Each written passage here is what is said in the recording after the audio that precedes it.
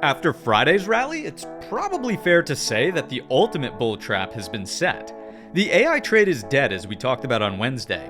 The defensive sectors like healthcare and staples have been taking the lead, and the Fed is leaning even more hawkish despite the best efforts from Super Dov Miran.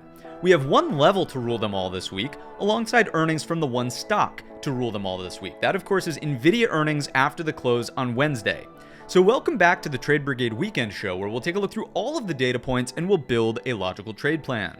My name is Matt, and if you're new here, hit the thumbs up button and subscribe. For additional resources, check out the links listed down below in the description, and stay tuned until the end of today's show. I've got 5 additional trade ideas to share with you that you won't want to miss. With that said, let's jump right into the charts. So we'll kick things off on the SPY weekly time frame, talking about candle structure and location, as we always do. In terms of structure last week, we definitely have an indecisive doji here, with an equal size upper wick as candle body as lower wick. And ultimately, the one nuance to take away here is that the body of the bar is red, meaning that the closing print was underneath the opening print. So sellers made some progress in the downward direction here, but it really leans on more indecisive action based on those wicks, and not much progress made away from the opening print. Again, subtle bearish pressure, but not much. If we're thinking about location on the bar-to-bar count, though, this is where even more nuance comes in. It's just an inside bar with a lower high and a lower low. You'll actually notice that the candle closes almost unchanged from the previous week's close. Therefore, I would really argue that the neutral tone here on the bar-to-bar count is the most appropriate tone.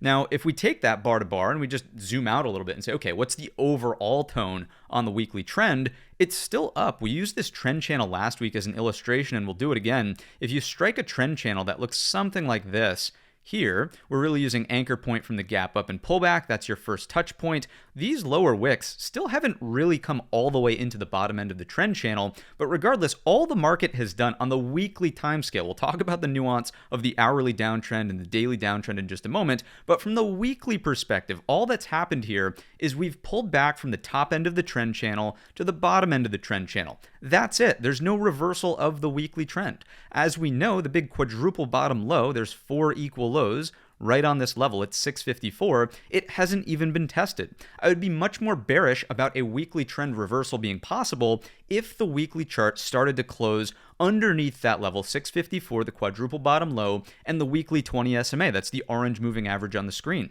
We just haven't seen this. It's very, very neutral on the weekly timescale. Now, I would certainly acknowledge that momentum is slowing down. We're no longer just holding steady over the midpoint of this trend channel here, and we're starting to go a little bit more sideways. Is it possible that the weekly chart could fall into an equilibrium in this box? Certainly possible, and we'll explore more of that on the daily chart in just a moment and how that ties in. But once again, from the weekly chart perspective, there's nothing wrong with this pullback. We can come in with the fib from the low to the high, the fib from the low of this gap up, the China deal to make a deal way back in May, and of course the all-time high here. We're still well above the fib 38.2. There's no concerns with this particular look. We can come in with our anchored VWAPs on the weekly timescale, and lo and behold, we're above the majority of the stack. The only close underneath an anchored VWAP is the all-time high anchored VWAP. That's really not all that bad. Of course, when you're pulling back from the all-time high, it's only natural that you'd be underneath the anchored VWAP from that location. Aside from that, though, notice that the lower wick pierces these two anchored VWAPs once again, very similar to last week, but where did we close? Back over the anchored VWAP. So all set from that perspective. Really can't get aggressively bearish here. What about the volume profile on the weekly timescale? How about this high volume node that we were tracking last week, which acted as support in the long lower wick? Well, lo and behold, it's still acting as support, and the weekly chart still has closed above that particular level. One last final time on the weekly chart, there is no issue with the uptrend that we're in. However, it's a very short-lived take, because as we take a look at the daily timescale, things start to change somewhat dramatically, I would say. Let's begin with the weekly expected move. So here we go. Gray shaded area right here. If you're not familiar with this study, check out the video tutorial in the top right-hand corner. If we're contained by the upper bound, the number is at 686.49, and that's still a lower high underneath the all-time high. It's a slightly higher high relative to the pivot high from Wednesday of last week. I'd go neutral based on that. If we're contained by the lower bound of the expected move, the number is 657.37. That is undoubtedly a lower low underneath last week's low. It's a lower low underneath the Friday low of 2 weeks ago, but it is technically still a higher low relative to the quadruple bottom from the weekly perspective here at that 654. So I'd be neutral on the expected move here. One thing I do want to talk about is that the expected move is technically engulfing the previous expected move from this last week. So all that means is volatility has clearly been elevated here, and it doesn't take a rocket scientist to see this. Obviously, the Thursday breakdown and the Friday rally really are a highlight of that increased and heightened volatility. Now, in the intro, I said there's one level to rule them all on the daily timescale. That is this level right here. It shouldn't be a surprise. We've been talking about this level for a while now. It is the bearish engulfer high at 674. You can see that on the Friday session, we technically gapped down and we rallied to that level, but we did produce an upper wick. And the issue with this is that it starts to complicate the daily trend. So I titled today's episode, The Ultimate Bull Trap is Set, because a lot of bullish action, I could see it online. Price was really driving sentiment. Oh, look, it's just another buy the dip. The market's going to go back to all-time highs. What you're failing to recognize, if that's the approach you're taking, is that we're still underneath 674. So let's go back to the basics of trend following. What do we see here on the daily timescale, and why is this so detrimental? Well, you can see that we have an all-time high. And the first pullback would have been ideal over the bearish engulfer high to set a higher low here and continue the daily trend. That's not what we got. We got a massive overshoot of that level. Now, okay, early on in the week, we quickly reclaimed that with a gap up on Monday, and we started back up towards the all-time high. However, that has failed, and this is now a lower high on the daily timescale because the hourly trend did confidently flip back to up in this segment. So now all of a sudden, instead of pulling back from the highest high in the trend count, we're pulling back from a daily lower high. And if you're thinking about a trend matrix really, sort of simply, in an uptrend, you have higher highs and higher lows. Very simple and straightforward. In a downtrend, you have lower highs and then lower lows. And in between, you sort of have equal lows and equal highs. Well, I don't know about you, but this looks like a lower high, and this is starting to get much closer to an equal low. The daily trend is absolutely in jeopardy of changing here in the downward direction from the strong uptrend that we have been in ever since the April tariff lows and the rebound that came after that. So I wouldn't say it's fully down yet, but we are right there. And as long as this week price is underneath 674, I would really be on the lookout for the bears to turn the tides of the daily trend and start to flip it more firmly to down by doing something along the lines of taking out these equal lows at 662.75. If we get a lower high to stick here, if early on in the week markets cannot get up and over 674, any equal lows here start, of course, the pattern left, head, right shoulder. You could even argue this is somewhat of a right shoulder. This is a deformed right shoulder, who knows, whatever you want to call it. That lower high underneath 674, 675 is a bit of a dollar range there, is a bearish lower high. Equal lows set up the possibility for a more concrete trend reversal. Then what's the target, right? Just has to be here, that weekly quadruple bottom low at 654. Now, let's take this one notch further. We've talked about firm and soft higher lows on the daily time scale, with the hourly trend being the deciding factor, right? Did the hourly trend change to down? Did the hourly trend change back to up? What we have here, if the daily trend flips to down, is now a much better opportunity for a weekly higher low to emerge. So it's not like it's the end of the world if the daily trend flips to down and you're using this analysis for a really high time frame perspective like the weekly. The daily downtrend will be in service to potentially finding a weekly higher low, and we could easily break this. I would have some more concerns about the pullback deepening on the weekly time scale. However, there's still room for that weekly higher low in the trend count. We know this. We've been talking about this. So that's the daily perspective here, and everything revolves around what happens early on in the week at 674. If you only had one level on your charts this week, it should be 674. Let's get a little bit more nuanced, and let's take a look at the hourly time scale here and see what else is going on. So the first thing I'd like to point out is that the gap down on Friday was bought up aggressively. We overshot the daily 50 SMA, which is the blue moving average once again, and we did catch a bid. We also did not see, let me be clear there, a picture perfect gap fill reversal. Buyers were able to battle for some degree of price acceptance back inside of Thursday's range, and we'll see this with the value area shifting on the market profile in just a moment as well. However, I would take the approach of being neutral in here. This is neutral, bearish underneath the daily 50. that's where your equal low is going to start to come into play, much closer to this 662.75. This is what the bears want to see.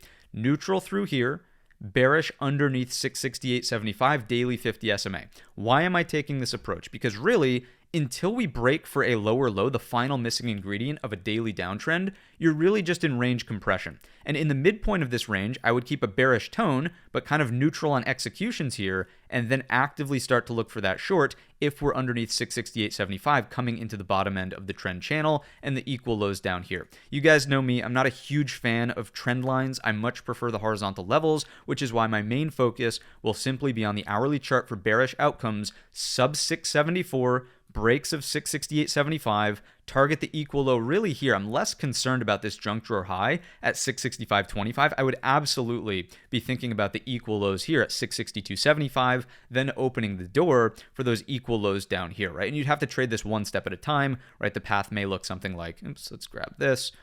Here we go.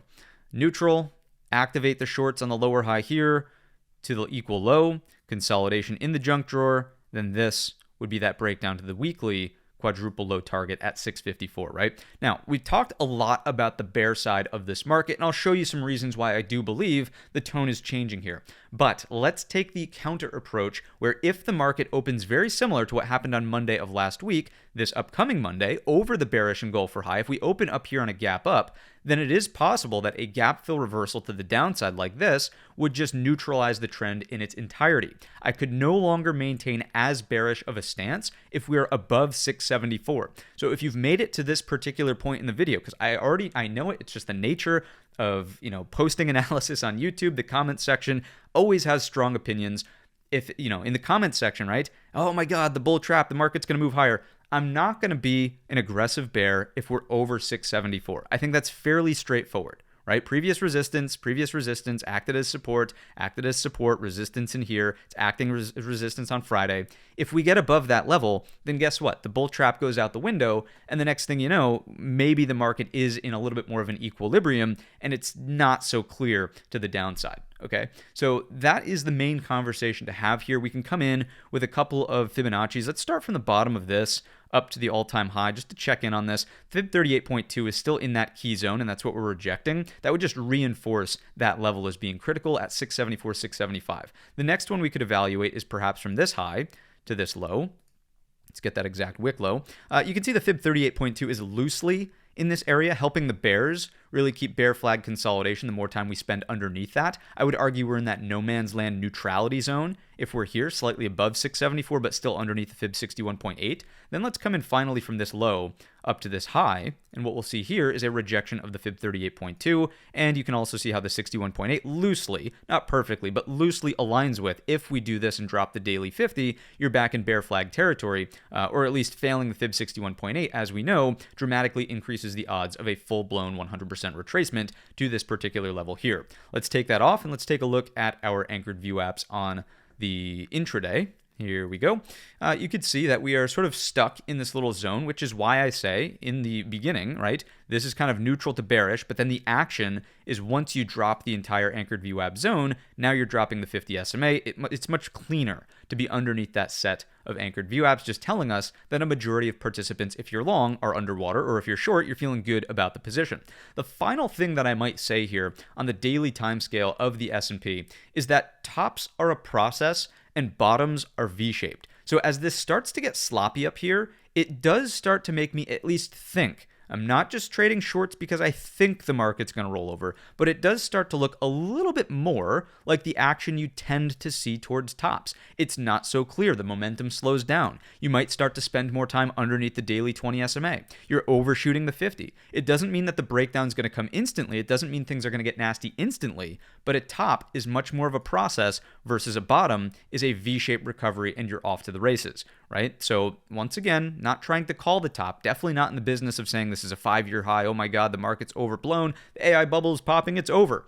That's not what I'm trying to do here. I'm just trying to say that the trend has clearly slowed. The momentum is no longer there. We're threatening a daily downtrend, and there are signs of a bull trap based on sentiment on Friday being overblown on the bull side, when in reality, you haven't even come close to recapturing clear daily structure that would change the actual trend back in the upward direction. right?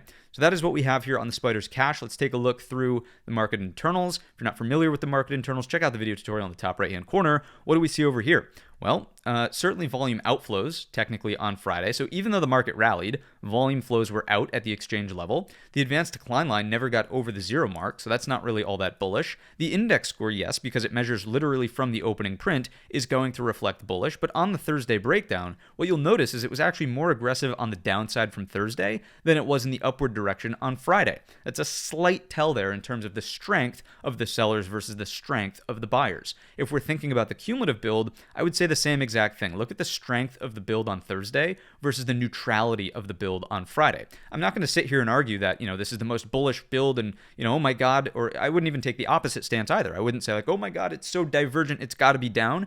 But it's just not as bullish as people made it seem. I mean, yes, it was an intraday strong rally, and as a day trader to capitalize on the upside, congrats if you got a piece of it. But generally, as we're walking forward, conceptualizing, okay, what is the trend here? What side of the trade should we favor? The internals really don't favor a substantial bullish reaction there on the Friday session. And the structure, just the key level, would agree with that sort of analysis. Let's take a peek over at the market profile. This is one where the bulls do get a feather in their cap. If you're not familiar with the market profile, check out the video tutorial in the top right-hand corner. All I would point out here is that value successfully shifted lower on Thursday, sellers taking a stand. We did repair the poor low, the KNL period low, but then look at the value area from Friday. Value area on Friday is actually, inside of, for the most part, the Thursday range rather than being stuck down here on A period lows. So to me, this looks a little bit more like a short squeeze where anybody who was short overnight headed into that low definitely squeezed out. The profile shape is much more P-shaped profile, which is indicative of that short squeeze, right? This is emotional buying off of the open, trying to find some balance and equilibrium here into the close. I would point out that we have a poor high on that Friday session, and also we need to carry this forward. We do have some single prints from the Thursday session. So if you want a very simple over or under for the market this upcoming week, this is a little bit of an overshoot, from that key level on the Spiders Cash. But if we were to rally here and reject and stay in the lower distribution of Thursday, bears have control still. If the market's going to start shifting value up and over those single prints, so I would just argue something like 68.15s. If value area on Monday, Tuesday, even Wednesday starts to shift up here, that would be a slightly more bullish tell, and I wouldn't take the approach of being bearish first. I'd be neutral, open-minded to bullishness, but as of right now, considering the data points and where the cards landed into the close on Friday, it's neutral to bearish first, looking for downside, the possibility of that daily lower high. Only when and if bulls prove it. By reclaiming some of this key structure in here, would I change my tone to neutral to bullish, open-minded to a decent reversal back up towards the highs. Maybe, just maybe, this is pure speculation, I would not trade based on this, but maybe NVIDIA earnings, if they go well, are enough to lift the market in the upward direction and bring us back up towards that all-time high. Just a possibility. I will not have a position on overnight through NVIDIA earnings, just to be transparent and clear about that straight up front. So take my opinion with a grain of salt there. Let's go on over to our, not the Spiders Cash ETF, but let's reset. Let's take a look over at the Qs, and we'll start on the weekly timescale here, going through all of our usual indications. So a little bit weaker over here on the QQQ. If we take a look at the candle structure, similar in terms of structure, you've got that longer lower wick, a little bit of an upper wick happening right around in here. But notice that the low is technically an undercut of the previous week's low. So on the bar to bar count, it might be hard if I have that white line there, but you can see it now. Subtle little overshot of the previous week's low, and then we close back inside of the previous week's range unchanged from the prior close. Then from here to here, you have sort of that lower high. So I would still argue that the tone of the weekly trend here is neutral. The momentum is certainly slowing, but there's not really a major concern in terms of an overall reversal on the weekly. If we come in with that same trend channel, you'll notice, boom, we sort of overshot it on the big gap up from now what was 3 weeks ago, and now we've just pulled back into the trend channel, supporting near the trend channel lows. So from a weekly point of view, no problem, right? Same concepts as the Spiders Cash. We could come over here with our fibs well above the fib 38.2, not even close to the quadruple lows in here. No problem from that point of view. Let's come in here with the anchored view apps on the weekly. Same concepts, maybe a little bit softer with the close underneath this pullback anchored view app here, whereas the S&P closed ever so slightly above. But still, in the grand scheme of things, this is 2 anchored view apps out of 1, 2, 3, 4, 5, 6, 7, 8 of the anchored VWAPs on the weekly that we're tracking, not so bad, right? This really looks a little bit more indicative of trend slowdown as opposed to outright capitulation or trend reversal on the high time frame. Let's go to the weekly volume profile just to be congruent here, and then let's take a peek at this high volume node. Boom, something that looks like that, straight across, and you can see the same thing as the S&P. The lower wicks are supporting inside, or sorry, lower wicks are supporting at, not inside, at the high volume node. Let's drop it down to the daily time scale and see what's going on from this perspective over here. On the Qs, it's a rinse and repeat of basically the same analysis. Your one key level, it's kind of a key zone, but it's going to be between about 613.50 to 611.50. Give it about 2 points there. You can see the same thing from the trend indications. Here's an all-time high. Here's a lower high technically. The hourly trend tried to flip to up on the gap up from Wednesday. It failed. We're now back in an hourly downtrend, and you can see we have cleanly made the equal low. So if the daily trend is going to reverse, you're much more cleanly on pace to do that with a lower high underneath the key zone, which is where the upper wick from Friday rejected. You can see that we overshot via the gap down on Friday, the 50 SMA. A stronger market just isn't going to overshoot the 50 SMA like this, right? If we zoom out, as the market was really strong off of those April lows, there was only one time that the market overshot the 50, and look at the response out of that. We did not look back. So rather than testing it once here, right, and then coming back to it, if the market was going to maintain a similar degree of strength of what we had back over here, should have been we look at the 50 SMA in that last Friday bar, and then boom, you're off to the races, already making a new higher high, right? Literally, look at this. It was 1, 2, 3, 4, 5, 6 sessions after that you made that higher high. It doesn't look like to me on Monday we're going to gap up to a brand new higher high. That would be 6 sessions post the pin bar there off of the daily 50. So all things considered, similar approach to the S&P. The trend is in jeopardy of changing here on the daily. We do have this key zone. I'll say it one more time, 613.50 to about 611.50. Give it 2 points. If we're below that, this is bearish, ultimately looking for a slowdown in trend. Anything underneath the equal lows, we're talking about downside targets to the equal quadruple low on the weekly at, sorry, not 6, but rather 588.35. 588.35, okay? Beyond that, you could start to walk down your targets. I'm not going to read them all out, but you can see them here on the screen. Expected move, since we didn't talk about it, is a little bit, well, actually probably the same as the S&P 500, neutral to bearish. It's technically a slightly higher high, and it's technically a slightly lower low. I'd be neutral to bearish there, considering that the lower high is already on the table after the failure to move higher on the Wednesday session. Let's take it on down to the hourly chart. Let's see what we can see from this perspective. Same concepts as the S&P. On the gap down from Friday, stronger sellers should have kept it underneath the Thursday low. There was some battle for price acceptance inside of the Thursday range. However, you're still rejecting this key zone as of, it was sort of a double top into the end of day here. You're rejecting that into the close of Friday. If you wanted to get a little bit more level happy here on the QQQ, it wouldn't be unreasonable to have a level. I'm just going to be using the daily 50 SMA value at roughly 605.85. If we take that out, that's the equivalent of Thursday's low. That's probably where you're aiming back down at the equal lows in this zone here between about 599.50 and the junk drawer high at 596.75. Beyond that, as we've said, this would be the path into the weekly equal lows, the quadruple low at, keep doing the 6 thing, 588.35, and then beyond that, 584.75, and so on and so forth as we described. Note that that would be an extension underneath the lower edge of the weekly expected move. If we do reclaim this 611.50, and the 613.50, the 2-point zone, if we're in here, I still wouldn't maintain all that much of a bullish stance. Why? I think it's very clear that you just have this, 3-day balance range on the NASDAQ in here. The S&P tried to get a little bit of a grinding trend out of it, but the NASDAQ, definitely more sideways. It was dancing on the 20 SMA, the orange moving average, and it failed, right? So even if the market were to open in here, I wouldn't even take the neutral to bullish approach there. I might just take straight up neutral and say, if you reject this and then do this, that is game on to the downside as well, right? There's no opportunity here for a daily trend reversal until you're more cleanly, on the bull side at least, up and over this lower high threat on the daily timescale at 625. So that is that. Neutral through here completely. If we get back into this range, it's probably a headache to trade through. Anybody who is trading that Monday, Tuesday, Wednesday, it was like terrible, awful conditions there.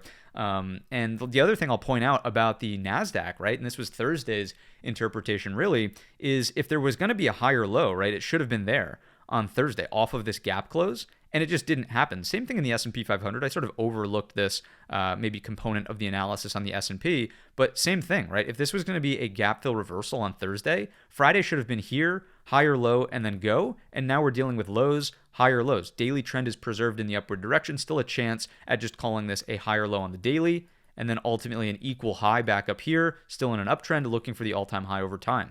Because that didn't happen, right? And because you did not get gap fill reversal, you made this equal low down here, that's really the nail in the coffin for these markets. And it's especially clear in the NASDAQ, right? Just because this gap was much more aligned with that potential spot instead of an overshoot like in the S&P 500. Anyways, point being, we know that there are problems with this trend. It is no longer a glaring uptrend with the threat of the daily lower high. If you only take away anything from all of these words I'm saying, and you're like, there's so many words for such a little thing, it's like, just take away that we have a lower high. The daily trend is not strong in the upward direction. Trade a strategy that is more in tune with lack of follow through. So instead of looking for, break prior day's high, Brigade bolt above and go, you're really looking for rallies into key areas of potential resistance and then failures at this point. Like look above and fail would be interesting. If the market, if you're a non-believer that the trend is all the way down yet, you're probably looking at, an extension into support, look below and fail, fade it back in the upward direction, target something like a VWAP or the opening print, maybe high of day if you're lucky. You want to trade a responsive strategy in this environment, much less of an initiative strategy in this environment. So that is what we've got here. Unless, of course, I would say get back on the initiative side if the daily trend firmly flips to down and we do this. You want to be going with breaks and holds underneath previous day lows, right? So that is the QQQ. That is the analysis here. Let's come in with the anchored VWAPs. I'll do the fibs as well in just a second. Let's go intraday anchored VWAPs. You can see how the cluster is just kind of bundled up around that key zone. The bearish and Gulf for high 613.17 is the technical number if anyone wants the exact level. And then just generally rejections of this zone will keep you underneath the fibs. You drop the Friday anchored VWAP and, sorry, did I say fibs? I meant anchored VWAPs. You drop the Friday VWAP, you drop the 50 SMA, and you're probably looking at that equal low. That keeps the bears quite happy. If you're in here, I'd be a little bit more neutral. This still gets tough to trade. It's just the upside is very, very heavy to trade right now. It doesn't seem to me to be the most straightforward thing to do looking for longs into this pivot high, right? There's clearly a shift in tone. Again, I know it's been a lot of words to maybe say that, but that is ultimately the main takeaway. Let's jump in here with some fibs. Let's come from the low of this bar to the high of this bar. This is kind of like no man's land. I think this aligns with what we've been talking about, where if we break below, that would be more compelling to the downside. And I would say maybe if we're in here, it starts to stage the opportunity for this.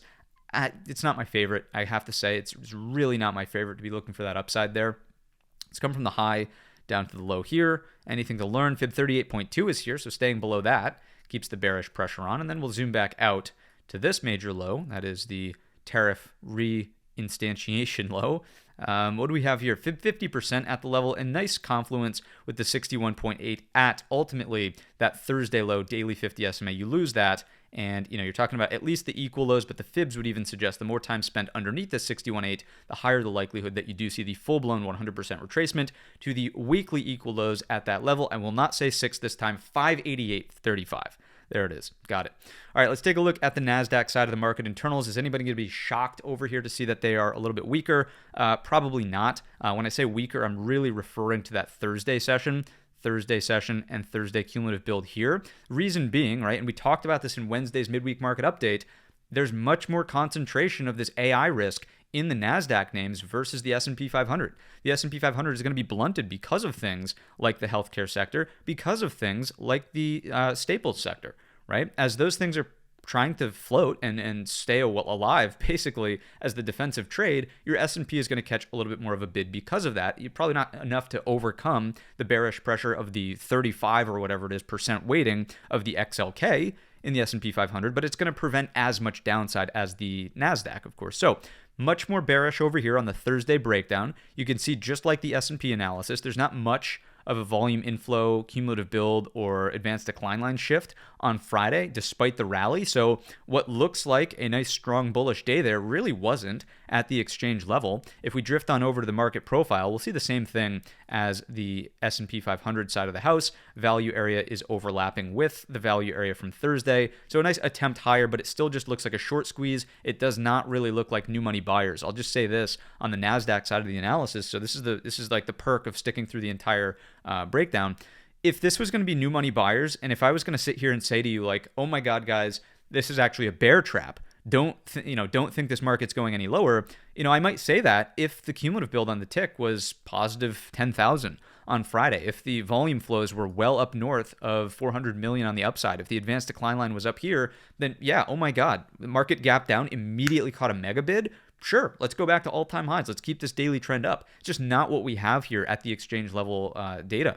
So let's take a peek over at the final of the indices that we watch. That, of course, is going to be small caps. Really brutalized this week. Let's go to the weekly chart, and let's take a look at what's going on over here. So we know the main theme is just that the more hawkish the Fed is, the more pressure you're going to see over here in small caps. So notice that there's not even an attempt at the upper wick. The market, in the smalls at least, did not try to rally earlier on in the week. It was much more flat and sideways, and then it really broke down into Thursday, Friday, when the Fed commentary from all the different henchmen came out and said, yeah, we're a little concerned about inflation. We're not getting these reports. We're concerned about the lack of data integrity, like all this stuff, right? Really, small caps said, whoa, that's no good, straight to the downside, breaking the daily balance range. Now, is it the end of the world from the weekly perspective is the main thing to talk about? No, this is a major low. This is really the only attempt at a firm weekly higher low that we have. The daily trend tried to flip the down in there, although I would say hardly. And now we definitely have a daily downtrend emerging. So as long as the weekly produces a higher low above this zone here, I would still maintain a bullish stance on small caps, not the end of the world. Of course, on the bar to bar count, notice the equal high and then the lower low close back inside of previous candles range. So maybe a little bit more bearish to neutral here as opposed to outright neutral like we were over on the S&P and the NASDAQ. You can see how this really has been stagnant rather than trending. If you were to draw in a trend channel on the Russell, let's just take it from the same exact low spot. You're actually above, I suppose you're actually still above that. That's pretty interesting. Wow, that's actually, I was not expecting that. I was expecting some overshoot there. I just guess it goes to show, it's worth doing your homework before you say something. So at the lower bound of the trend channel, maybe it is time to support. I'm, as you guys know, much more of a fan of the horizontals. I'd be watching that 225. 225 is the top end of this prior resistance point over here. I do believe it still aligns with our fibs. Let's just double check. If I was wrong about the trendline channel, then I may be wrong about this. Okay, fib 38.2 is underneath that level still. That is still healthy. Let's come in from this low up to this high. 50% retracement is at that. And then if we come in from this low, clearly that would be a massive retracement to the 61.8, but still on par with that saving grace Fibonacci level. That's always the line in the sand, right? Because as we say, the more time you spend underneath, the more likely that 100% retracement. So you wouldn't want to see the market much lower than that. Once again, that's really 225 on the daily time scale. You'll see that with a bit more clarity. 225, 226. Let's take that off. Let's take a peek at our anchored view apps on the small cap side of things. So major pullback low, still acting as support here. Not concerned. Like generally the trend is softening. There's this possibility of a breakdown here, but not enough to dramatically change the trend, which I think has been the main point of the conversation here. This has been really, really explosive off the lows, finally stalling and cooling off. If we get that weekly flush, looking for a higher low still, 225. I think that's been fairly straightforward. Let's take a peek at the volume profile just to be congruent in the analysis. Really, we need more time than this. Otherwise, it is slightly deceiving to not see all of this volume back here. But notice that the high volume node right there, 225, 226. All right, let's go down to the daily chart. Let's see what's going on from this perspective here. Really been more in a balanced range on the small caps rather than a continued trending market in smalls. So look above and fail twice. You could call it a double top. That's fine. You could call this left. Double top here for a Man Ray pattern. You are underneath the neckline as of Friday's close. So just like the other two indices, although this had a rally on Friday, it really didn't do enough to reclaim key structure here, and I would maintain more of a bearish stance with all of this overhead supply. The time when I would really start to change my tone is not even on a recapture of this 238.50. So Brigade Bolt here is fine. I would really say this Brigade Bolt would be more compelling if we could take back this level, previous support in there, the origin of the breakdown on Thursday. That would be 241.65, right? So that would be the if Hail Mary bull situation here on the IWM. But as of right now, again, based on the close, doesn't really seem like that is a compelling argument with the small upper wick that started to develop as of Friday's 4 p.m. bell. So the more time we spend sub 238.50, the more bearish this becomes and the more of a headwind it is to the S&P 500. And ultimately, I'd be looking for the weekly retest of that key zone down here. There's that 225, 226 right around the top end of this breakout point. You can see we broke Brigade Bolt, move in the upward direction. If we're going to get a weekly Brigade bolt, you just want to see the same thing on a different fractal level. That's 225.85. Let's take it down to the hourly chart. Let's see what we see here. I will say that this is probably worth a trade because there's thin structure on that Thursday breakdown, thin structure on that rally from Friday of last week. So over 238.50, maybe the squeeze is still on to 241.65, but once again, it's not really enough to get me to change my tone and say, wow, that's so bullish. You're still underneath the majority of this balance range that we can clearly see overhead here. Let's come in with the fibs, and these will be slightly different because we made a much more meaningful lower low on these IWM. If we do something that looks like this, notice the 38.2 is right here. So if this is going to be bear flag consolidation, you just got to keep it underneath that level. And notice the 61.8 is beautiful confluence with that 241.65. Let's come in here with the intraday anchored VWAPs and just see what we have from that perspective. They're all barreling down in this zone. So the more time, if we just go sideways here and start to drift lower, any rally attempts, you'll just reinforce that lower high resistance the more time that goes by, and these start to curl and meet up with that 238.50. So just reinforcement of the same exact level that we've already talked about. If you drop the Thursday low, if you drop last Friday's low, which is kind of a little bit lower than the anchored VWAP, a little bit lower than this 237.15, if you start to break that, you're probably talking about the equal low, if not deeper, to that 231.50 and then beyond to the weekly level at 225.85. Once again, I think it's just a little bit more clear that small caps are bearish here. You could probably strike a bearish trend channel that looks something like this. We're at the bottom end. Maybe we bounce to the mid end. As time goes by, that will be here. Confluence, roll over, and you're just in that downward channel. It would really take the Fed softening their stance to more of a dovish tone. If the smalls, in my opinion, are going to catch a bid. We know that a majority of this action in here was once it became a little bit more clear that the market was aiming for more optimism around rate cuts into the end of 2025. That so far has been unwound. Let's take a look at let's jump in here with the Russell internals. What do we see? So pretty substantial volume outflows on Thursday. Friday's flat to out. Friday is under the zero mark, substantial on the close from the advanced decline line. The cumulative build, I would still argue that the bears have more of an edge here, especially noting that the trend more firmly is down, just like straight up down across the board on IWM. Straight up down, that's kind of an oxymoron. I guess that's what the kids would say, straight up, right? Anyways, so let's jump on over to our RTY and see what's going on with the futures over here. Same story, no need to beat the dead horse, value inside of Thursday's range. Notice that this, though, is kind of interesting. We did not close up and in this middle distribution. You had a triple distribution on Thursday.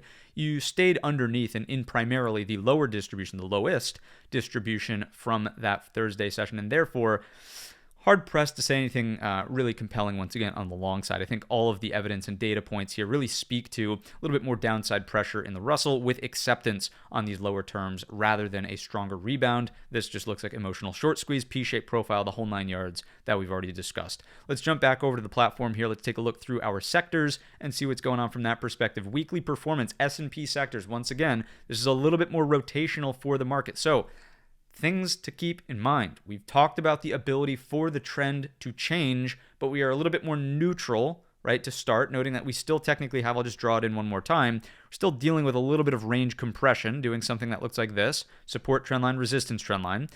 If we're thinking about the S&P in particular, it should be more resilient than the NASDAQ. And we talked about this on Wednesday, and we'll talk about it again. If you're looking for stronger shorts, probably go to the NASDAQ. If you're looking for rebound longs, probably go to the S&P. Why? Because you're going to have things like healthcare up 4.14% last week, helping keep the S&P afloat and more resilient. You're going to have things like energy, consumer staples, right? These sectors, although they're not extremely heavyweight and they certainly lean more defensive as opposed to risk on, they are going to prevent an outright collapse in the S&P. When the market's going to crash and burn, when the market's going to have 20% drawdown, there's going to be what we call hashtag no hiding. You can go to our Twitter and find that. It's when everything is red. Thursday was a no hiding day. And those are the days where you say, okay, market can probably fall more substantially.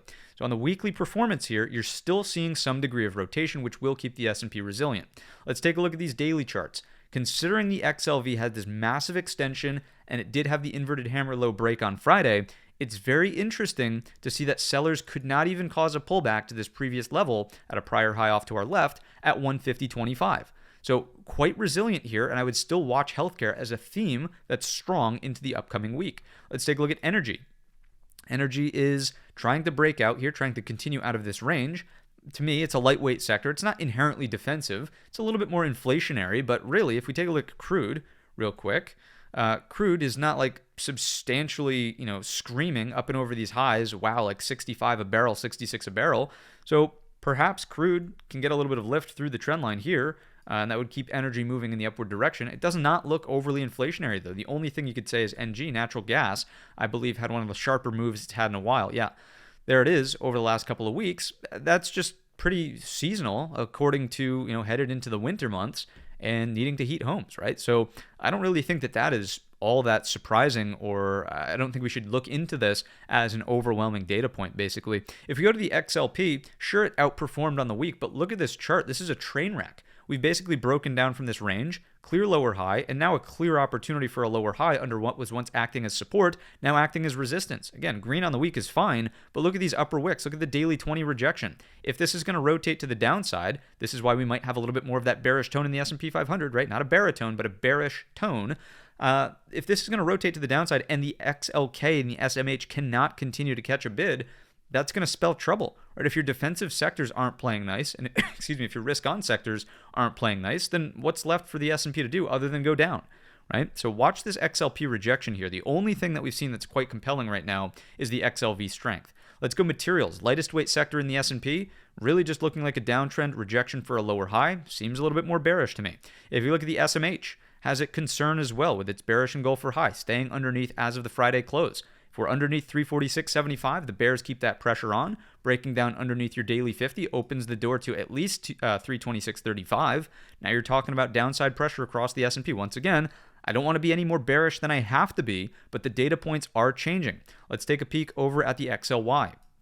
XLY, with Tesla's big breakdown, has completely failed from what was looking like a potential low, higher low set trying to build out, maybe an attempted break to new highs, completely off the table. Look at the upper wick here on Friday, trying to stay underneath these prior lows. If this continues to drift, it's just going to be a headwind for the S&P. If you start to get a little bit of a bid here, I would say that's okay. Maybe intra-week we stay somewhat neutral, but if we reject 236, just a clear opportunity for a lower high, the trend will flip more concretely to down. We'd still be in somewhat of a balance range, but a lower high in the midpoint of the range definitely would threaten a deeper opportunity for trend reversal should we drop 230.40. Let's go XLK, very similar to the SMH, of course. You can go left, you can go head, you can go right shoulder. You could say your neckline's down here, and you could wait to be aggressively bearish until we drop 279. But as of right now, your bearish engulfer high is still the problem. If you're below that at 291.50, the pressure is on. Let's take a look at the XLC. We know that this has been getting really beat up. Take a look at these lower highs.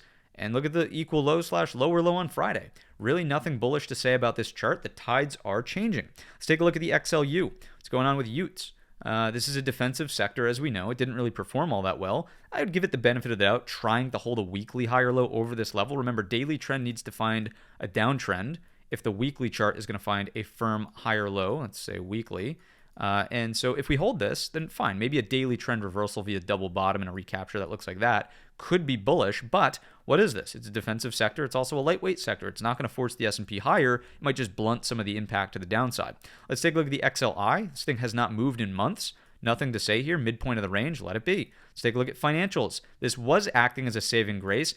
Almost, I was about to say miraculous, but a detrimental failure, really, on Thursday and Friday from the big banks. I'm talking about Morgan Stanley. I'm talking about JP Morgan. I'm talking about really Goldman Sachs, right? They report that massive headline, largest fee ever collected on an M&A deal, breaking out to new highs. Let's just go look at this right now because it's so ugly. Largest banking fee ever collected, great catalyst, good momentum, good volume, breaking out to a new record high, takes a little crack at the all-time high and immediately comes in on that Thursday session, engulfing the low of the breakout bar. Just a really, really ugly chart here on GS. A little bit of a hammer action happening at the daily 20 and daily 50. Maybe it rebounds, but you're back inside of this chop zone. I would have to let that be. So a very, very disappointing look for that XLF, which, as we know, is the second heaviest weight sector by market cap. If this starts spending more time in here, then unfortunately, we just have to call a spade a spade. That's a lower high. These are equal lows. You drop this, and you're really talking about the gap close in here being a massive headwind for the S&P 500, and the rotation theme really just hangs on the XLV at this point, which is no bueno. That chart is not enough to keep the S&P afloat. Let's go bonds really quickly because it's in the lineup. As the Fed remains more hawkish, this should continue to come down.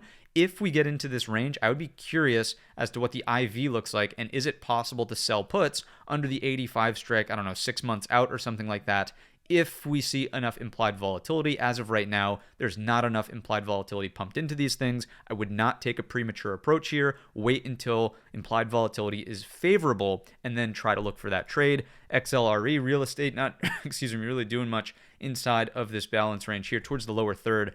Maybe threatening downside, but we've seen this story before. If rates are going to stabilize around 4%, really don't see there to be much of a reason for real estate to move, unless there's going to be some sort of inventory issue that starts to arise. Let's take a peek over at the ratio grid. If you're not familiar with ratios in Thinkorswim, check out the video tutorial in the top right-hand corner. The glue is continuing to be the glue. This is why we can't be outright mega bear, oh my god, risk off, duck and cover. It's because the XLK is still over an upward sloping 50 SMA here. This is still a problem. This is still a problem. This is a major problem. This looks kind of neutral.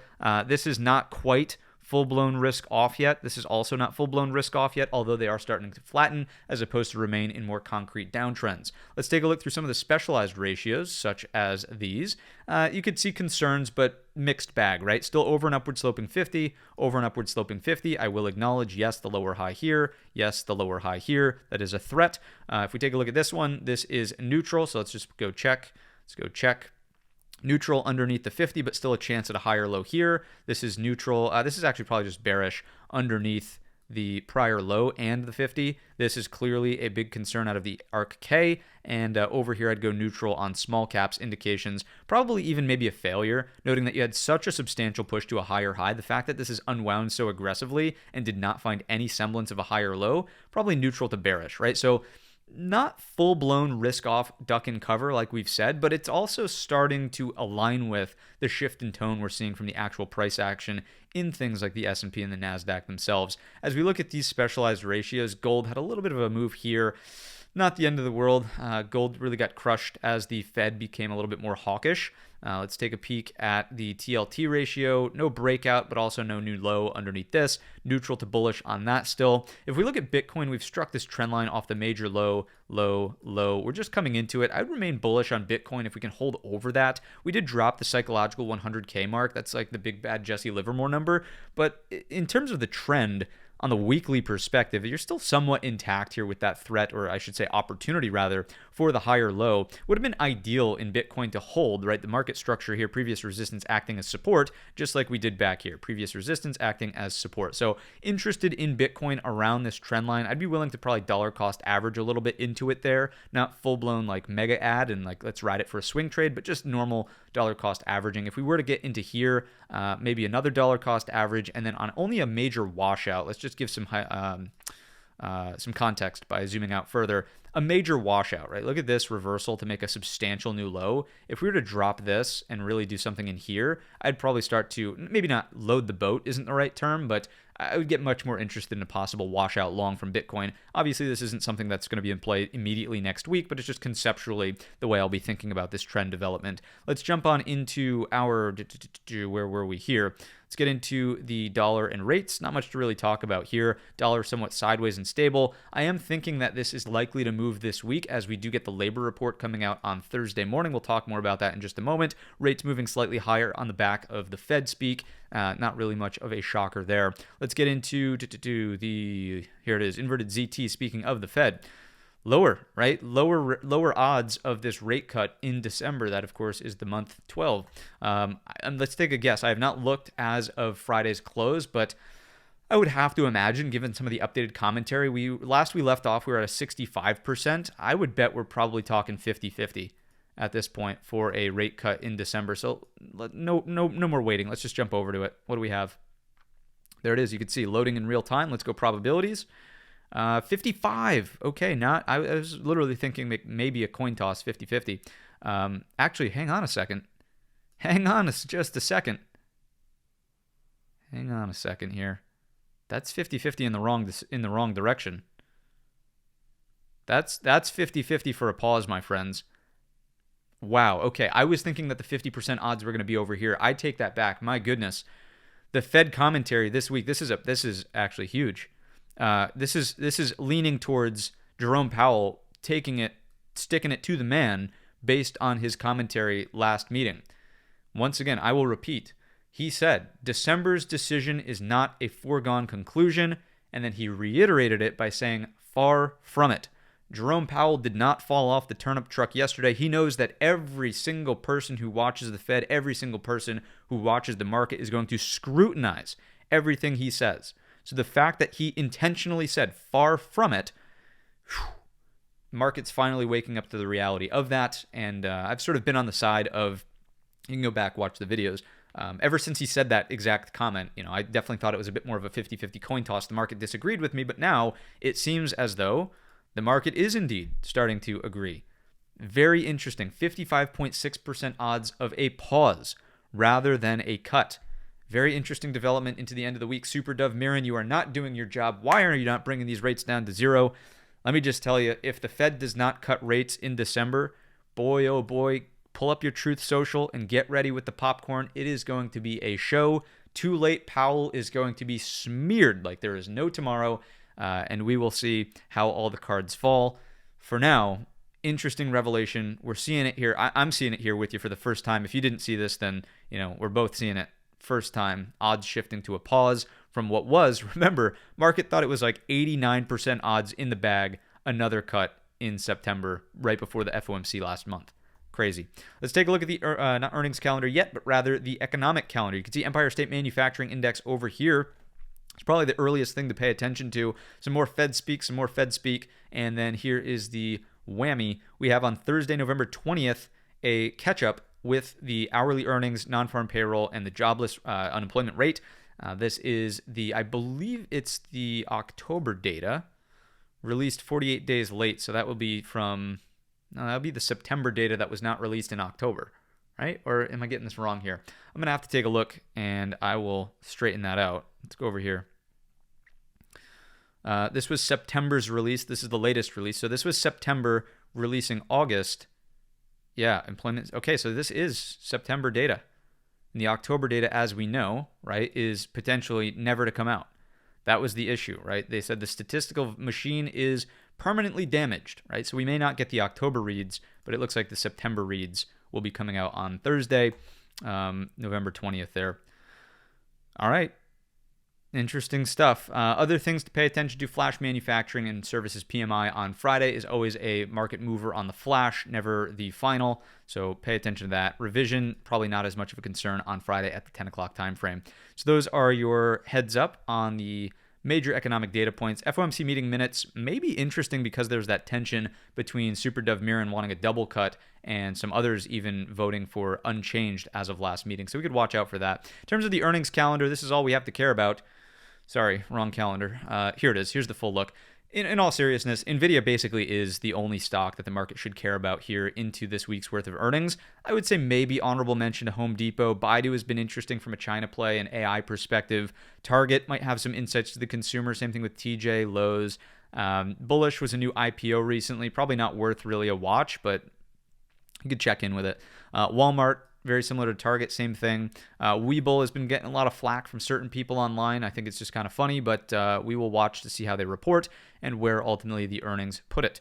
Is it going to be the next hood? We shall see. It is kind of building out let's see. It's still in a decline, so I wouldn't call it building out a base yet, but if it builds out a nice base, it could set up to be a decent contender on some future breakout. We're just not there yet. That's what we've got on the calendar in terms of top watches. Once again, NVIDIA is your top dog. Those are after the close, those meaning the earnings from NVIDIA are after the close on Wednesday. Get your fireworks, get your popcorn. This is the Super Bowl moment of the earnings season. Let's see if they have the power to sink the market or lift the market, because they are really, that's the core of the AI trade in and of itself. In terms of earnings insights, even if they do report good earnings, take a look at this second paragraph right here. I'm not going to read it to you out loud. You could pause the video player and read it if you'd like, but generally, companies that have even reported positive earnings surprises are not seeing follow through like they have over the 5-year average, right? And you've seen this primarily with Palantir. You saw this with AMD.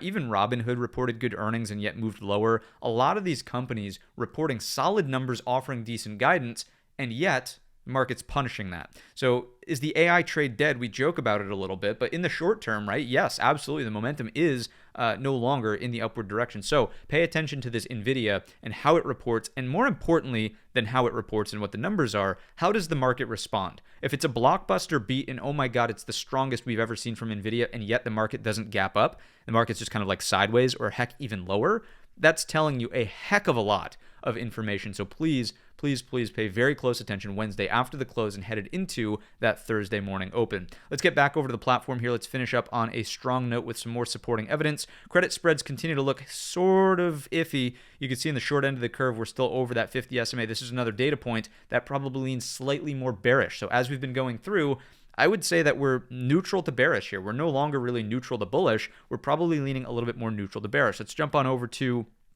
the HYG.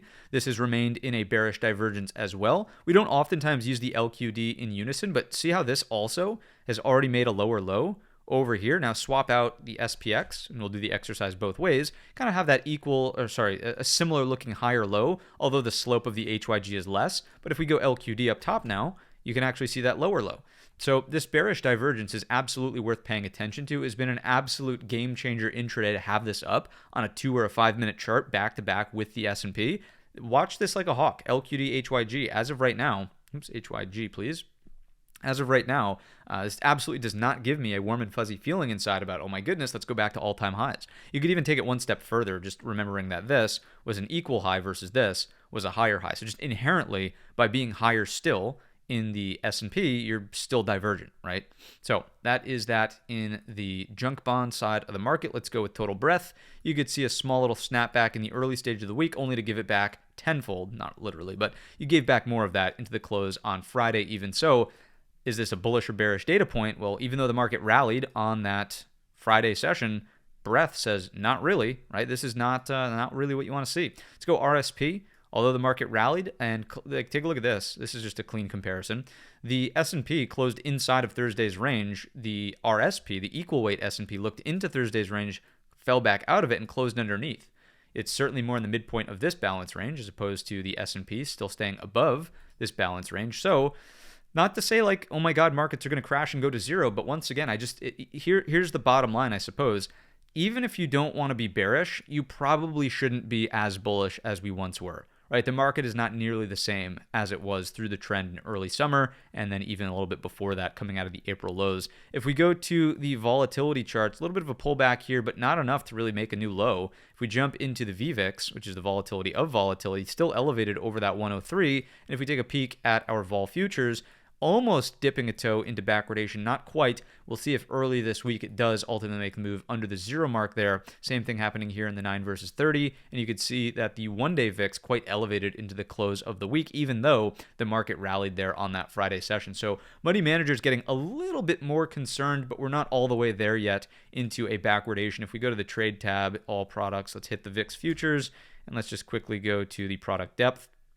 When and if this curve were to invert, if this spread here was to actually go opposite and then like that would start to become a little bit more concerning. It would be absolutely concerning if it completely inverted and looked something like that without some of these later data points in the future being over the top. All this means is that the market is seeing less volatility now than an uncertain future. And if it's the opposite, right, the market is seeing more uncertainty now than a less certain potential future. That's telling you like, wow, duck and cover, things are serious. When this would invert and get back to normal, the red line here, that's where you would want to get long the market, okay? So just a quick overview on backwardation versus contango. Let's get back over to the charts here. Let's give this a little reset, and let's take a look through our core list of companies. And I've got 5 additional ideas to share with you. So here's NVIDIA. Earnings this week mean that this is probably a no touch, at least in terms of the options perspective. The implied volatility is going to really ratchet up the value of these contracts. Yeah, you could see $6 here on Friday's close, probably even elevating beyond that early on in the week. Typically, these options are going to trade anywhere between about maybe half this value, $3 early on in the week with a Friday expiration. So let's just be mindful of that. Your bang for your buck is not going to be there. I'm not going to be swing trading anything through earnings. IV crush plus a 50-50 coin toss is going to mean that you will get steamrolled unless you get a multiple of the market maker expected move, which is currently at 1236 for earnings. So at face value, pretty sharp reversal off of these highs. Believe it or not, NVIDIA is down like over 10% from the highs. What is the move here? Let's just take a look at that. Sorry, 9.72. God forbid I took it from here to, let's try that one more time, from here to the lows. Yeah, there we go. There's the down 14%. Point being is that this is much more like, quote, correction territory, so to speak. This looks like a massive failed breakout to new record highs, and you're really just clinging on to this prior cluster of value. Nice oversold rally, I think, on Friday, but aside from that, underneath the daily 20, underneath this little 2-day tight range there, if NVIDIA was going to be more compelling on Thursday, it wanted to open in range, hold the daily 20, and break the 2-day highs for upside. It just didn't happen. So I'd take much more of a neutral approach here on NVIDIA headed into earnings. It's probably going to be pretty tough to short this into this chunk of value. Again, I'm not really going to be interested in trading this early in the week, but it just does not look set up beautifully for any clean trades to fire off. Let's take a look at Microsoft. This, on the other hand, is starting to clarify. You've got highs, equal highs, rather. Neckline of the weekly double top. This to this is the lower high. You are rallying substantially on that Friday session, but if this can just balance, you're going to be dealing with nothing more than a bear flag. When and if it goes, that's where I would really look to take advantage of Microsoft downside, sub 493, 490 into something like 470, 425. We're not there yet, but so long as price is underneath 515.50, that would be the more compelling look. On the intraday charts, you're probably like immediate signal to start thinking more about the short side would be a failure back down underneath 506.50. If you take a look over here, you could see that it still has the chance, right, of some kind of head and shoulders. Your neckline would be down here, 498.50, but this is probably a thin structure retracement through that early morning rally from Friday. 506.50 key level early on in the week, as long as we're underneath the moving averages, probably still leaning a little bit more bearish. Let's take a look at Apple. Speaking of the opposite end of the spectrum, this is it. This is the total opposite of Microsoft. Look at the relative strength up here. This is the balance range. Trying to close right on the edge of it after a morning rally. It just didn't gap down as hard as everything else. It's not like it's in a downtrend. It's not under the daily 20. Much more relative strength here on Apple. The next watch for me is to just let this entire thing build out as a range. And when and if, keyword if, the market ever snaps out of this funk, let's say NVIDIA earnings go well, let's say the market catches a bid more meaningfully, this would probably be a watch on Apple into blue sky territories, just noting how clean this range has really developed with relative strength. No need for the hourly there. Let's go Amazon. Amazon has mostly closed the gap from earnings. However, it's still not all the way there yet. You still have the high of that bar at 228.50. You're at the daily 20 as of Friday's close. Notice, though, the overshoot of this zone in here. So in a picture-perfect world, this V-shaped recovery would have been bull flag on the weekly or monthly even, breakout, pull back over the top end, call it a sharp cup and handle. I don't know what kind of mug sits with a V-shaped bottom, but anyways, if it were, you would want to stay over the lid of that mug, over the top of the flag, and you're starting to come underneath it. Look at the Friday bar, upper wick here to reject into the afternoon, closing underneath the opening print. That's kind of a concern. I would think that the daily 50 test is at least in play to close the gap all the way. I still think there's a shot at a potential higher low, but it's going to be much harder to navigate, and I think things would clarify when and if Amazon ultimately gets back over that 238.75. So kind of, bearish at first, but if it wants to recapture into the mid to late stages of the week, maybe it's back in play over that 238.75. That's the major level that I would carry forward. It's both the low from Monday as well as the high from, this is last Friday, and then the high from this past Friday. So Friday. That's Amazon. No need for the hourly chart. I mean, we can look at it really quickly, but not really going to learn much here. Let's take a peek at Google. Google is like Apple. However, a little bit more damage over here on Google, testing the daily 20, closing at the bottom end of the overhead range, whereas Apple is sort of like still here, right? So I would tend to lean on Apple as being the stronger of the two, but generally this tailwind behind it is still solid. If this can recapture the bottom end of the range and the market goes bullish, I'd probably look for longs here on Brigade bullets. And you could start to think of this through the lens of look below and fail. Right, target the opposing end of the balance, which would be up here at the all-time high, 291.65. If we take a look at the hourly chart, you can start to see how your flag there on Friday was technically above. So holds in here start to develop what? We call this infamously a mosquito pattern, right? This is your proboscis. It's just one bar rather than a full head being built out for inverted head and shoulders. So call it what it is. It's trademarked, registered, and copywritten. We've got the mosquito pattern on the proboscis. If we go over the sort of, let's call it the wingspan. If we're going to call it a mosquito, may as well call it a wingspan.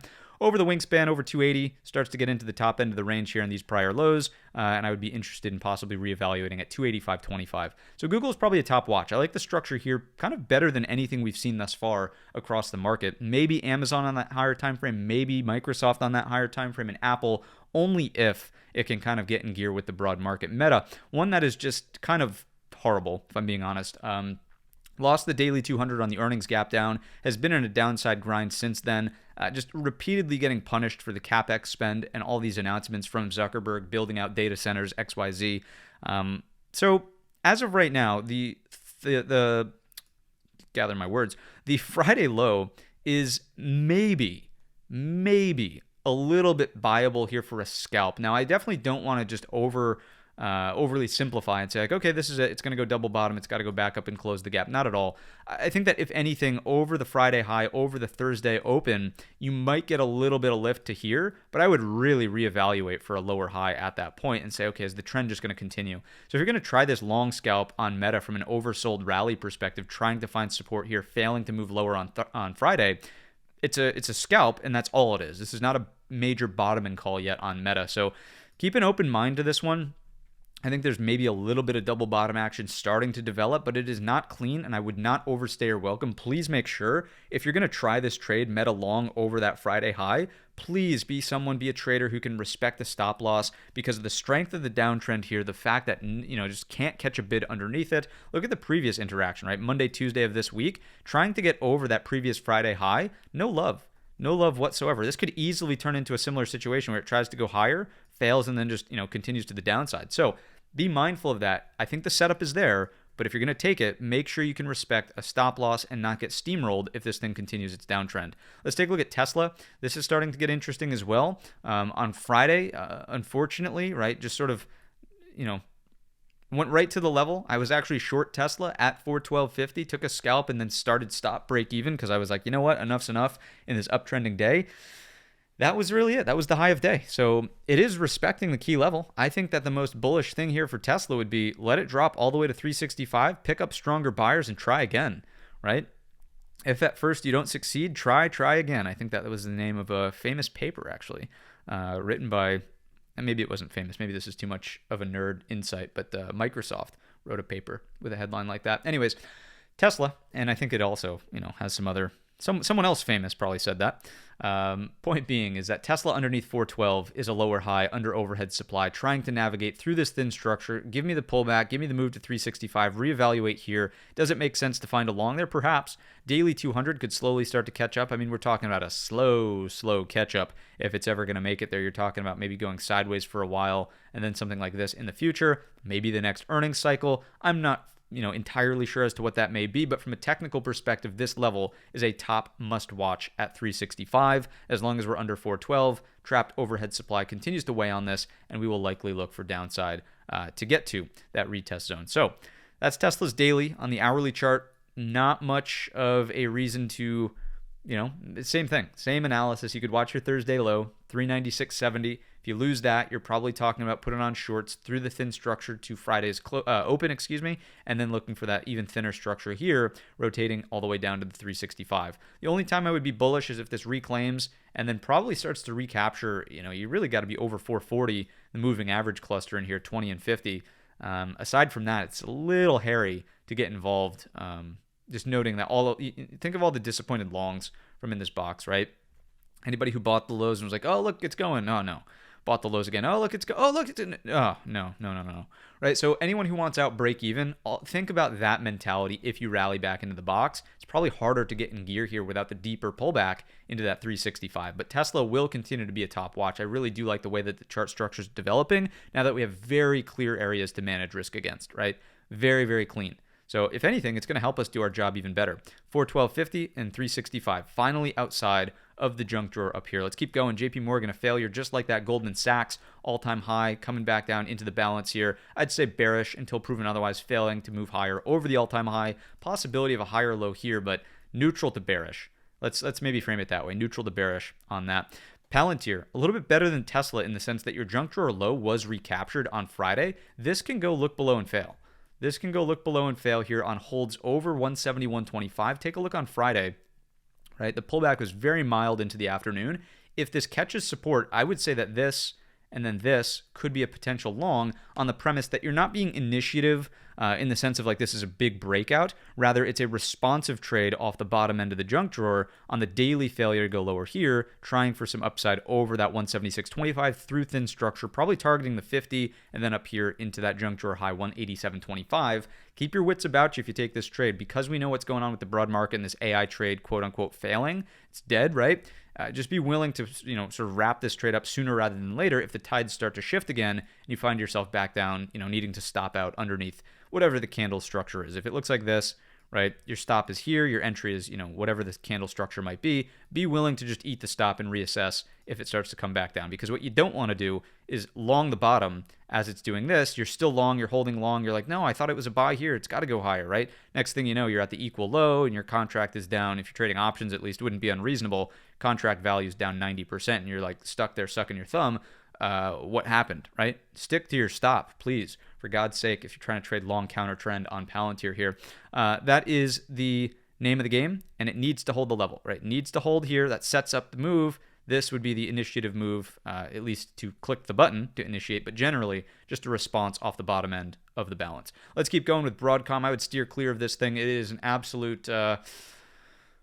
use your imagination as to whatever you want to call it, but I'll just call it not interesting. Midpoint of this range, you can see I've basically wiped out all the levels that we had through all this chop and slop. I'm just not interested in trading Broadcom. It tends to be a little bit more spready, does not have a lot of volume transacting through it. I'm just going to steer clear. If it wants to close the gap, maybe that'll be a little bit more compelling because the targets and structure are very simple and straightforward. If it's going to get in gear to the long side, you got to prove it to me over this 358.25, and that's about it. Let's take a look at AMD. A little bit of relative strength in the semiconductor world. If we were to throw on the semiconductor watch list, let's just do this real quick and it will load as I'm talking. Oh, look at that. That was actually quite fast for Thinkorswim. But look at AMD. If I just sort by performance on the weekly, it's at the top of the pack, right? Everything else, I mean, there's some really ugly stuff. Lam Research down 9.9%. Intel down 8.76%. I mean, just really, really ugly stuff. Look at this stuff. Oh, oof. SMCI Supermicro down 12, ARM down 11, just really ugly in some of those. But look at ARM. Breath of fresh air, right? So if this can balance off in the range, this is probably the first semiconductor to look at. Let's say NVIDIA earnings go well. Maybe from a competition perspective, you might not want to long AMD, but just semis all up as an industry or a subsector or whatever you want to call it. This was probably the more compelling place to look for it. I mean, NVIDIA on a relative basis is like here. NVIDIA doesn't have the gap, of course, but it's retraced almost all of its most recent move. So AMD definitely has the relative strength baton, and I would watch this closely over these highs if it's going to get in gear. So that is that. You're really looking at 264.65 on AMD. Let's move along to a Robinhood. This is a big failure. Big failure from the sellers underneath what I would consider double top highs. Double top highs and the neckline here. Gap down on the Friday session, hypothetically gap fill reversal, all overhead supply. And look at where we closed, back over the level. So a little bit of responsive action off of this support point, perhaps. If we can stay over 120.50, I still think it's in service to finding a lower high and developing this downtrend. Highs, lower highs, lows, lower equal lows, lower lows. So you're in a daily downtrend for sure. You have triggered the double top technically, but you're just over the neckline. So proceed with slight caution and probably don't just get short in the hole on this particular move. If we take a look at the hourly chart, right, this starts to look a little bit more like the proboscis from what was it that we were talking about? Maybe, was it Meta, Google? I think it's Google. But reclaiming this low, if we could stay above, you're probably talking about maybe a scalp here. Then I just reassess at the 50 SMA, at this little chop zone. Do we set a lower high in here? Because this is already a lower high from the all-time high. This was a lower high happening here. I would just be open-minded to a lower high in this box if we get this counter trend to continue. Reject, back down to the equal low, and then this opens the door again more meaningfully for some downside under 120.50. That's the core list of companies. Let's move into these additional ideas. I've got 5 of them for you. Let's start with something non-tech related. It's going to be DIS. Disney looks like hot garbage. Just massive overhead supply in all of this. Earnings, big gap down, inside candle on Friday. It didn't make a new lower low, but that actually gives it a reason to stay in play for Friday. Notice how tight the moving average cluster is. If this is going to fan out and start to develop a stronger trend to the downside, you're probably looking for a 20 cross underneath the 200 here. Not a big fan of moving average crossovers acting as a signal, but just in terms of literally what it's telling you about the strength of the trend across multiple time horizons, 20, 50, and 200 days, it's just inherently bearish. So in my view, it's just more of a watch for a break underneath the equal lows, inside candle breakdown. And what are we looking at? I mean, this is a huge cliff of price action. There's nothing in here from this previous earnings gap way back in May of this year. Underneath 105, you're talking about $100.15 and then $93.15 fairly rapidly. Look at how thin this structure is off to the left. Disney, if we need shorts, looks pretty compelling underneath that 105. That is the non-tech related name. Let's take a look maybe at something else that's non-tech related. Let's go FANG. FANG. And you might say, like, FANG man. No, not the FANG companies, but rather FANG, aka Diamondback Energy. Look how tight this consolidation is. Again, moving average cluster is really, really tight here. If this can break, I would be interested in some upside. Right, you've got a major low. You've built out all this consolidation. It's just very tight risk. You're probably talking about targets up to these prior highs, as a possible idea. Let's grab this over here and let's just pop this on as follows, 165. So if you could risk something like $1, maybe even less, depending on what the breakout potentially looks like, and you could go here, that's a really strong risk reward profile outside of this really, really tight range here. In a sector that is not related to AI. And I think that's the part that matters, right? If you're looking for a long, you probably don't want to just be blindly buying this stuff in semis, which has just been brutalized over here. There will be an oversold rally. There will be a new base that forms at some point, but you don't have those bases yet in the semiconductors. You do have this nice base over here in energy. So something to possibly watch out for on Diamondback. Let's go on over to another non-tech name, AZN, AstraZeneca. There we go. This looks great as a high and tight consolidation, and as we know, XLV, so let's maybe just do this, XLV salvaged it.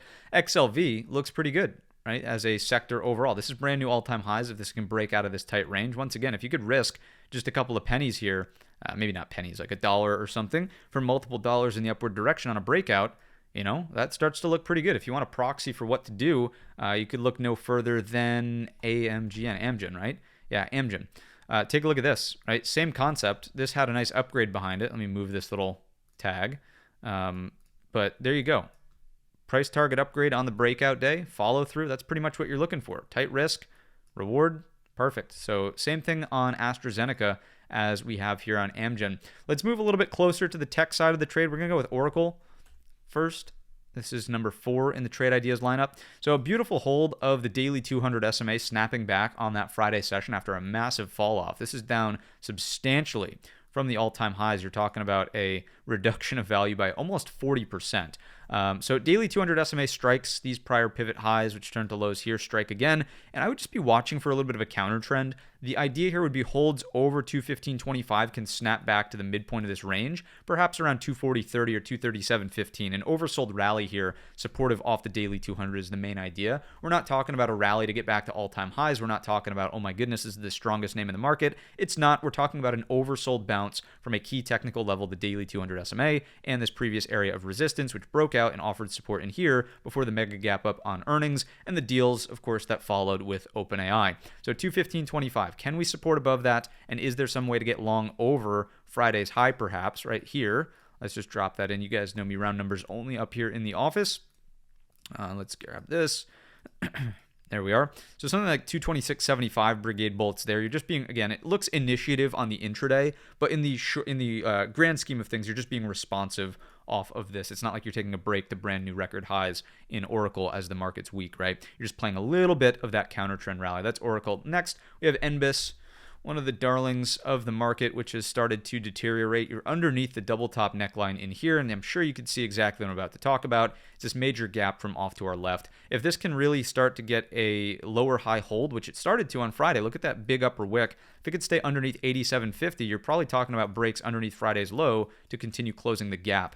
If we take a look at the hourly chart here, tried to get acceptance inside that Thursday range and then failed into the afternoon. So under Friday's opening print, under Friday's low of day, let's just try 35 for size. That'll do.